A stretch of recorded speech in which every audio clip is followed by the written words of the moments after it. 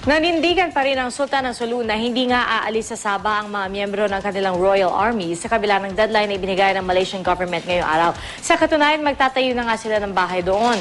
May ulat on the spot si Sherry Torres. She?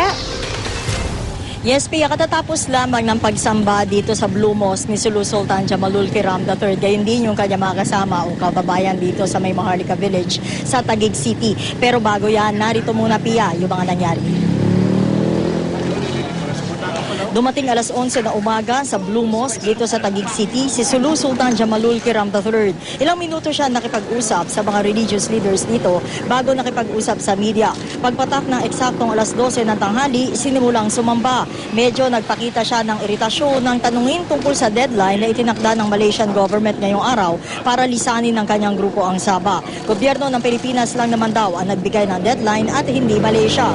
Hindi na raw aalis doon si Naraha Muda Abimudin. Magtatayo na raw sila doon ng bahay. Muling inulit ni Kiram ang mensahe sa Malaysia na kausapin sila na gusto nila na mapayapang resolusyon sa isyu ng Sabah. Nasa maayos na kondisyon naman daw sila Raha Muda Abimudin, sabi ni Kiram. Samantala, Pia, narito yung ilan sa mga bahagi ng sinabi nitong si Kiram sa media.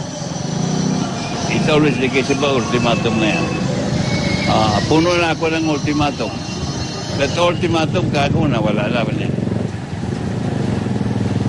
Pia, kanina doon sa sermon ng High Priest o Imam dito nga sa ginanap na pagsamba sa Blue Mosque ay binigyan din niya yung pagiging haram o pagbabawal o forbidden ang pagpatay ng isang o pagdanak sa dugo o pagsakit ng isang Muslim sa kapwa Muslim. Sabi niya ng Imam, Pia, ay isang malaking bagay sa mga Muslim ang issue ng kapayapaan at ito ang kanilang patuloy na isusulong pati ang kabutihan. Samantala, Pia, matapos ang pagsamba dito ay agad na bumalik sa palasyo itong si Sultan Kiram dahil hindi raw kagandahan ang kanyang pakiramdam. Pia?